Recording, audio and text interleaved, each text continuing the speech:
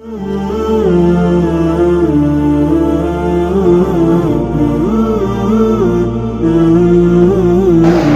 perbuatan baik dan buruk itu daripada Allah.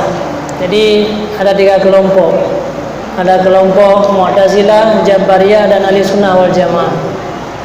Jadi kelompok Jabariyah, semua perbuatan itu datang daripadanya Allah, maka hana siksaan kepada dia. Kupuk siksa mana taro kero ke Allah. Kemudian ada kelompok yaitu Mu'tazilah, semua perbuatannya dari manusia, hana ruh Allah mecut.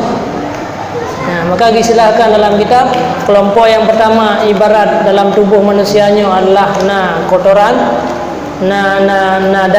darah bernajis, kemudian kotoran pi yang tubuhnya najis, maka di tengah-tengah itulah pendapat Ahli Sunnah wal Jamaah, ada susu.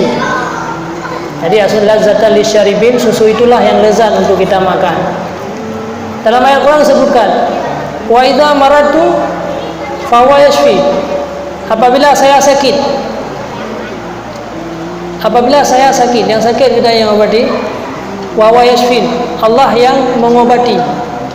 Walaupun dia mengobat, tapi yang boleh Allah. Itu kebukti bahwa ada hubungan Allah. Hana ke apabila ulang sakit, tanya yang sakit tahu tanya apabila ulang sakit, hana ke lagi. Apabila ulung bersakit, hamba long, maka long yang akan menyembuhkannya. Kenapa? Karena itu perbuatan tidak baik, tidak layak kita membangsakan itu kepada Allah. Maka ayat Al-Quran jelas, wa idza maratu fahuwa yashfi. Apabila aku yang sakit, kata Rasulullah, apabila long sakit, manusia yang sakit, yaitu Allah yang akan menyembuhkan. Jadi Inan membuktikan bahwa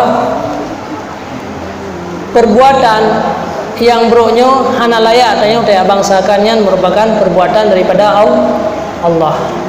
Ya, walau memang ya hakikatnya, tapi Allahnya nak gepuduk bagnya ikhtiari. Ikhtiari kita untuk memilih. Jadi yang buatnya buat tanya merupakan siksa. Di dalam bait kita Matan Johara yang diberi Dewa Gladua tersebut, fa in yusibna fa bimahdil fadli wa in yu'aqibna fa bimahdil adli. Jadi Allah memberikan kebaikan itu karena semata-mata karunia, tapi memberikan siksaan itu karena semata-mata keadilan. Jadi perbuatan yang jahat hana layak katanya untuk membangsakan itu kepada Allah. Karena apa kan? Bak katanya gepeduk sifat ikhtiari. Jadi kita bisa memilih yang tak yang tak pilih yang A ataupun yang B.